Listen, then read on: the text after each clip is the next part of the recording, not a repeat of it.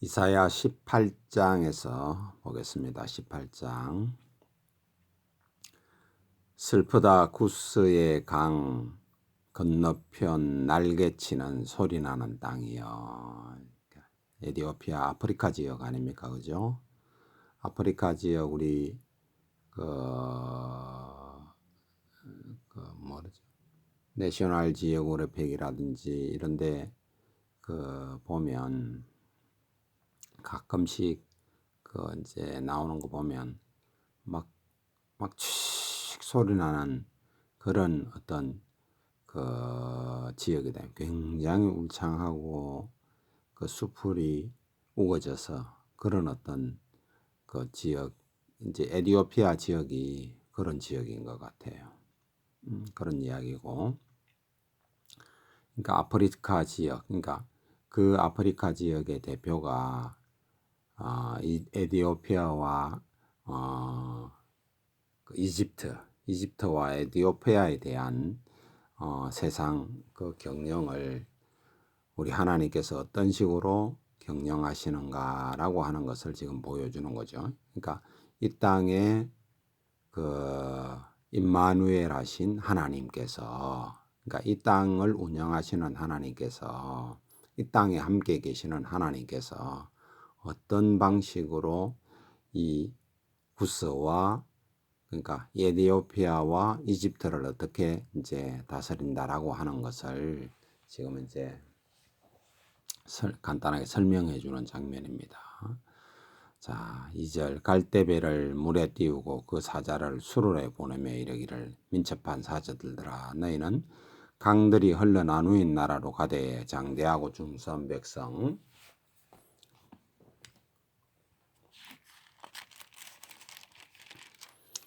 곧 시초부터 두려움이 되며 강성하여 대적을 밟는 백성에게로 가라 하는도다.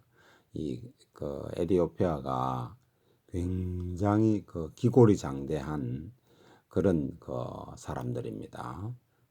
이집트 사람들은 좀 골격이 약한데 이쪽 에티오피아 쪽에는 기골이 어마어마하게 장대하고 그렇다 그럽니다. 지금도 그렇대요.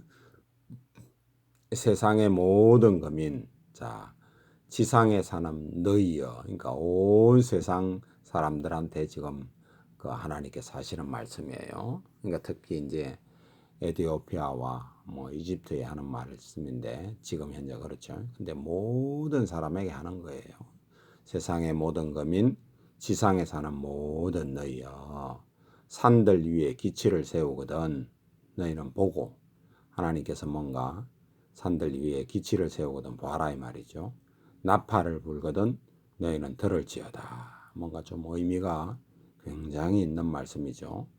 자, 보고 듣는 내용이 뭐냐 하면 여호와께서 4절에 내게 이르시되 내가 나의 처소에서 조용히 감찰함이, 자, 하나님께서 지금 하늘에서 하늘 보좌에서 보실 때 아니면은 하나님께서 그룹을 타고 날아다니면서 보실 때에 이런 이제 이야기죠. 그러니까 6장 그룹을 타고 날아다니시는 그 하나님, 그 하나님께서 여기에 임마누엘 하시는 하나님께서 지금 세상을 어떻게 지금 운영하고 계시다라고 하는 것을 지금 이야기하는 거예요. 그러니까 감찰함이 죄인은 일광 같고 죄인은 하늘에서 죄인은 일광, 그러니까 온 천하 세상 모든 것에 다 이렇게 다 비치잖아요.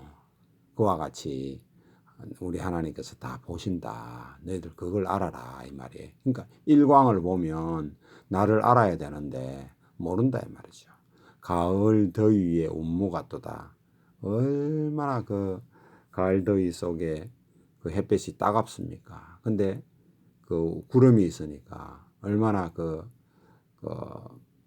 참 뭐라 그러나 편안하기도 하고 이런 것을 보고 내가 그렇게 하는 존재다라고 하는 것을 알아라 이 말입니다. 지금 근데 모르죠. 좀 세상 어떤 그런 이야기입니다. 추수하기 전에 꽃이 떨어지고 포도가 맺혀 익어갈 때 내가 낫으로 그 연한 가지를 베며 퍼진 가지를 찍어버려서 산의 독수리들과 땅의 들짐승들에게 던져주리니 산의 독수리들은 그것을 여름을 지내며 땅의 들짐승들이 다 그것으로 겨울을 지내리라 하셨음이니라. 그러니까 사람들이 먹을 걸 이런 어떤 들짐승들에게 주는 이런 분이다. 그러니까 두려워하고 떨고 알아야 되는데 그렇게 하지 못하는 그런 것에 대하여 하나님께서 어떻게 하시겠다라고 하는 것을 말씀하시는 거죠. 그때 강들이 흘러 나누인 나라에 장대하고 준수한 백성 곧 시초부터 두려움이 되며 강성하여 대적을 받는 백성이 만군의 여호와께 드릴 예물을 가지고 만군의 여호와 이름을 두신 곳 시온산에 이르리라. 그러니까 이번 천년왕국 때 우리 예수님 재림하셨을 때 임마누엘 하신 그분이 완전히 저 시온에 보좌를 털고 온 세상 만물을 다스릴 때에 그때에 그 에디오피아에서도 예물을 가지고 이렇게 찾아오는 그런 이야기를 이제 이야기하시는 거예요. 자, 애굽에 관한 경고라 19장. 보라, 여호와께서 빠른 구름을 타고 애굽에 임하시리니 재림하시는 모습을 구름을 타고 우리 주님 모시는 모습하고 조금 연상을 해보시면 그런 내용인 것 같아요. 제가 볼 때는 임하시리니 애굽의 우상들이 그 앞에서 떨겠고 애굽인의 마음이 그 속에서 녹으리로다. 우리 주님 재림하시는 그 모습에 온 세상이 이제 그 애곡하는 그런 모습을 지금 이야기하시는. 그러니까 우리 주님 재림하실 때, 그러니까 임마누엘 하신 그분이 처음에 태어나실 때는 연한 손과 같은 그런 모습으로 오셨고 재림하실 때는 보좌에 앉으신 그분의 모습, 그 영광 그대로 가지고 오시는 거예요. 이걸 우리가 그 영광을 그대로 가지고 오시기 때문에 안 떨래야 안 떨 수가 없는 거예요. 응? 애굽의 우상들도 떨고 모든 게 떠는 거예요. 뭐 우상은 아무것도 아니죠. 뭐 어쨌든가 그런 겁니다. 애굽의 우상들이 그 앞에서 떨겠고 애굽인의 마음이 그 속에 녹으리로다. 온 세상 사람이 다 마찬가지입니다. 이거는 내가 애굽인을 격동하여 애굽인을 치리니 그들이 각기 형제를 치며 각기 이웃을 칠 것이요 성읍이 성읍을 치며 나라가 나라를 칠 것이며 애굽인의 정신이 그 속에서 쇠약할 것이요 그의 계획을 내가 깨뜨리리니 그들이 우상과 마술사와 신접한 자와 요술객에게 물으리로다. 완전히 이런 지경에 애굽의 역사 이런 것을 조금 보면 막 그 나라가 나라를 치고 자기들끼리 막 엉망이 되는 그런 일이 있는 모습들을 보죠. 뭐 그런 어떤 그런 것을 볼 수 있어요. 그 역사책을 조금 읽어보시면 세계사책을 읽어보시면 그런 이야기입니다. 내가 애굽인을 잔인한 주인의 손에 붙이리니 이건 지금 아수르의 해살 핫돈이라고 하는 그 손에 붙이는 그런 이야기인 것 같거든요.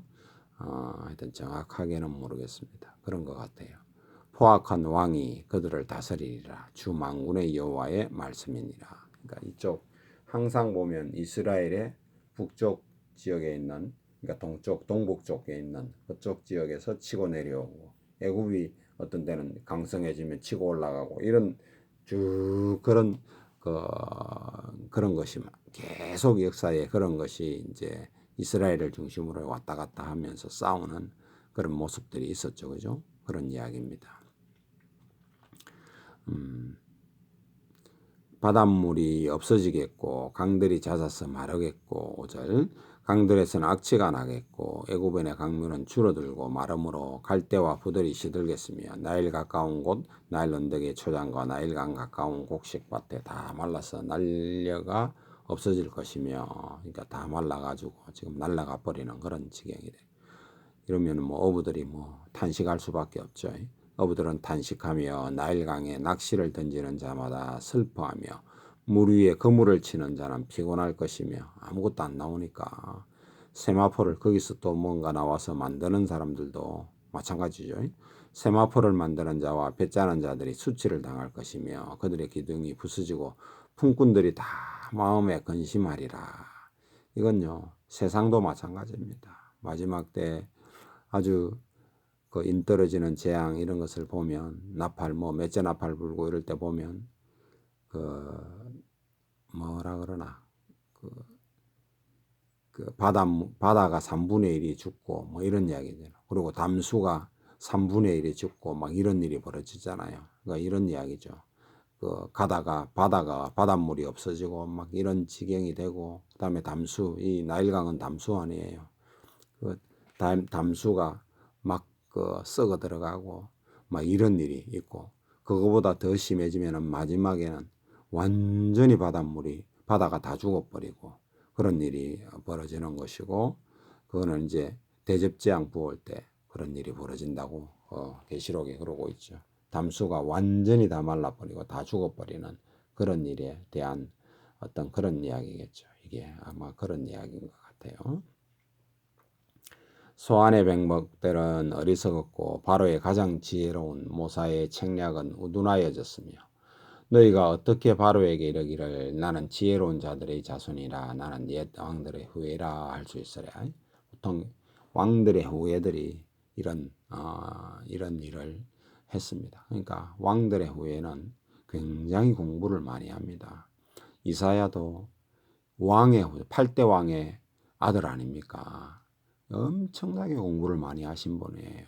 이 문학의 구조가 이사야가 쓴 이 문학의 구조가 보면 그 이스라엘의 정통 문학의 구조를 띠잖아요.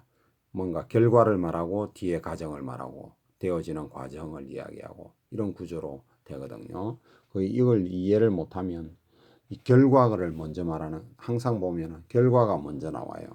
근데 여기도 뒤에 보면 그런 이제 내용이 조금 나오는데요. 읽어보면서 이야기합시다. 하여튼 그런 이야기입니다. 13절 12절이죠. 너희 지혜로운 자가 어디 있으며 그들의 만군의 여호와께서 애굽을 향하여 정하신 뜻을 알 것이요 곧 내게 말할 것이니라. 그러니까 그들은 모른다 이 말이죠. 소안의 방백들은 어리석었고 노베의 방백들은 멤피스를 이야기하죠. 노베 방백들은 미혹되었도다. 그들은 애굽 종족들의 모퉁이 돌이거든 애굽을 거룩하게 하였도다. 이런 이야기입니다. 그러니까 결국 망하는 거죠. 여호와께서 그 가운데 어지러운 마음을 섞으셨으므로 그들이 애굽을 매사에 잘못 가게 함이 취한 자가 토하면서 비틀거림 같게 하였으니 애굽에서 머리나 꼬리나 종려나무나 가지나 갈대나 아무 할 일이 없으리라. 이런 이야기고 그날에 애굽이 부녀와 같을 것이라. 그들이 만군의 여호와께 흔드는 손이 그들 위에 흔들림으로 말미암아 떨며 두려워할 것이며 유다의 땅은 애굽의 두려움이 되리니 이는 만군의 여호와께서 애굽에 대하여 정하신 계획으로 말미암음이니라. 그 소문을 듣는 자마다 떨리라. 그러나 애굽 땅에 가나안 방언을 말하며 만군의 여호와를 가리켜 맹세하는 5 성읍이 있을 것이며 이제 이렇게 뭐요? 그 중에 하나는 멸망의 성읍이라 칭하리라. 이제 이런 일이 이제 나중에 있겠죠. 지금도 있는지요. 그까지는 잘 모르겠어요. 그날에 애굽 땅 중앙에는 여호와를 위하여 제단이 있겠고 성전은 없고 제단은 있다 이 말이죠. 그 변경에는 여호와를 위하여 기둥이 있을 것이요. 우리 성전 기둥 이런 것들이 이제 거기에 있어가지고 하나님께 예배하고 이런 일을 하는 그런 애굽이 이제 그런 곳이 된다 이 말이겠죠. 이것이 애굽 땅에서 만군의 여호와를 위하여 징조와 증거가 되리니 이는 그들이 압박하는 자들로 말미암아 여호와께 부르짖겠고, 그러니까 하나님께 부르짖는 이런 이제 그 늘 우상 섬기고 이러는 나라가 하나님을 섬기고 하나님께 부르짖고 이런 어떤 그 모습으로 변한다 이런 이야기겠죠.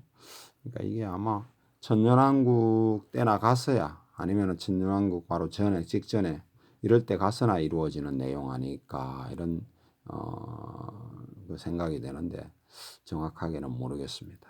여호와께서 그들에게 한 구원자이자 보호자를 보내사 그들을 건지실 것임이라. 그들을 보호하는 그런 내용입니다. 여호와께서 자기를 애굽에 알게 하시리니 그날에 애굽이 여호와를 알고 제물과 예물을 그에게 드리고 경배할 것이요 여호와께서 원하고 그대로 행하리라. 이게 지금 19장 7절 구스도 그렇게 그러니까 에디오피아도 하나님께 드리는 예물을 드리는 그런 이야기죠. 그러니까 이것도 결국은 보면 구름을 타고 오는 그때에나 이루어질 상황, 곧 재림 때 이루어지는 상황, 천년왕국 때 이루어지는 상황인 것 같습니다. 제가 볼 때는 여호와께서 애굽을 치실지라도 치시고는 고치실 것이므로 그들이 여호와께 돌아올 것이라. 여호와께서 그들의 간구함을 들으시고 그들을 고쳐 주시리라. 그날에 그러니까 그날이 지금 요 상황은 천년왕국 때 완전 재림하고 이루어진 그런 상황인 것 같아요. 직전에 엄청나게 이제 고통을 겪는 그런 이야기고, 그러니까 그거는 뭐 온 세상이 다 마찬가지입니다. 예군만 그렇고 뭐 구스만 그렇고 그런 것이 아니고 계속 그런 이야기입니다. 그런 이야기인 거, 제가 볼 때는 그런 깊이 있는 것까지는 저도 잘 모르겠습니다. 어쨌든 하나님께서 임마누엘 하신 하나님께서 세상을 경영하시는 그런 이야기입니다. 자, 그날에 애굽에서 아수르를 통하는 대로가 있어. 왕의 대로. 지금도 있습니다. 왕의 대로는 있는데 이제 그게 더 아주 막 활발한 그런 이제 것이 된다 이런 이야기겠죠. 아수르 사람은 애굽으로 가겠고 애굽 사람은 아수르로 갈 것이며 애굽 사람이 아수르 사람과 함께 경배하리라. 그러니까 온 세계가 경배하는 그런 이야기입니다. 그러니까 애굽을 중심으로 이스라엘을 중심으로 이렇게 나라가 전 세계가 돌아가는 때 재림했을 때 이야기 아닙니까? 천년왕국 때 이야기다 이 말이죠. 그날에 이스라엘이 애굽 및 아수르와 더불어 셋 중에 세 개 중에 복이 되리니. 그러니까 그런 이야기죠. 그러니까 이스라엘을 중심으로 바로 동쪽과 서쪽에 이런 어떤 그 3대 제국이 된 그런 어떤 나라가 된다. 우리 하나님을 섬기고 이런 나라가 된다. 이런 이야기죠. 이는 만군의 여호와께서 복을 주시며 이르시되 내 백성 애굽이여 내 손으로 지은 아수르여 나의 기업 이스라엘이여 복이 있을지어다 하실 것임이니라. 그러니까 이게 지금 천년왕국 때 이루어지는 그런 이야기죠. 그런 것을 알 수 있습니다. 그다음에 그렇게 되기 전에 상황은 어떤 상황인지 또 그런 것도 지금 이제 20장에 조금 보여줍니다. 아수르의 사르곤 왕이 다르단을 아스돗에 보내며 그가 와서 아스돗을 쳐서 취하던 해나. 그러니까 블레셋의 3대 도시 중에 하나인 아스돗을 취할 때가 아마 BC 725년경에 보면 그런 일이 있는 그런 이야기가 나옵니다. 그러니까 열왕기 하에 18장에 있는 내용인데요. 그런 내용을 여러분들 읽어보셔야 이해가 되겠죠. 살마네셀이라고 하는 살마네셀 5세라고 하는 사람이 지금 이제 우리는 사르곤 왕 이렇게 이제 했는데 그 역사에는 살마네셀 5세 이렇게 이제 되어 있습니다. 그때에 이제 블레셋을 쳐서 이제 취하던 그런 때에 그때 여호와께서 아모스의 아들 이사야에게 말씀하여 이르시되 갈지어다 내 허리에 배를 끌고 내 발에서 신을 벗을지어다 하시매 그가 그대로 하여 벗은 몸과 벗은 발로 다니니라. 참 놀랍지 않습니까? 그 이사야는 참 정말 놀라운 사람입니다. 이렇게 3년 동안이나 이렇게 하나님의 말씀을 순종하고 복종할 수 있다라고 하는 것 자체가 정말 놀라운 분이죠. 참 상상 초월이 저는 저로서는 도저히 상상이 안 되는 행동인데요. 하여튼 하나님께서는 이렇게 시키셨고 또 이사야는 이렇게 행동을 하셨습니다. 여호와께서 이르시되 나의 종 이사야가 3년 동안 벗은 몸과 벗은 발로 다니며 애국과 구스에 대하여 징조와 예표가 되리라. 저렇게 나중에는 결과적으로는 저렇게 아주 어려움 겪다가 아주 그 놀라운 나라가 되는데 그 과정은 험난하다 이런 이야기를 하는 거죠. 이때 뭐 720 몇 년 이때는 또 지금 이스라엘이 이 지금 의지하던 그런 나라 아닙니까? 근데 그런 나라가 아무것도 아니다 하고 지금 이제 그런 것을 보여주기 위해서 지금 3년 동안 지금 벗은 발로 다니는 거예요. 이사야가. 이와 같이 그 이사야와 같이 이와 같이 애굽의 포로와 구스에 사로잡힌 자가 아수르 왕에게 끌려갈 때에 젊은 자나 늙은 자가 다 벗은 몸과 벗은 발로 볼개까지 드러내며 애굽의 수치를 보이리니 그들이 바라던 구스와 자랑하던 애굽으로 말미암아 그러니까 그들이라고 하는 것은 이스라엘이 이제 바라던 구스와 자랑하던 애굽이 그러니까 장대하고 기골이 장대하고 그러면서 그 전쟁 잘하고 하니까 구스를 의지했고 애굽의 그 번영한 이런 모습들을 그 의지하고 이랬단 말이죠. 이스라엘 백성들이 유다 백성들이 그들이 놀라고 그들이 놀라고 부끄러워할 것이라. 그러니까 이스라엘이 부끄러워한다 그런 이야기죠. 그날에 이 해변 주민이 말하기를 우리가 믿던 나라 곧 우리가 아수르 왕에 벗어나기를 바라고 달려가서 도움을 구하던 나라가 이같이 되었은즉 우리가 어찌 능히 피하리요 하리라. 그러니까 이스라엘도 못 피한다. 그러니까 우리도 결국은 임마누엘 하신 하나님 그분을 의지하고 그 보좌에 계신 그 거룩하신 그분께서 이 어찌 보면 연약한 아기의 모습으로 이 땅에 태어나시고 처녀의 몸에서 그 연약한 모습으로 태어나신 그분인데 그분이 온 세상을 실제로 경영하시는 분이다. 그분 앞에 두려워하고 그분 앞에 떨고 그분 앞에 그 어떤 겸손히 낮아져서 너희가 살아야 된다라고 하는 것을 그런 부분들이 우리가 조금 배울 수 있는 그런 이야기죠. 그러니까 하여튼 요 두 나라에 대한 이야기를 또 이야기했습니다.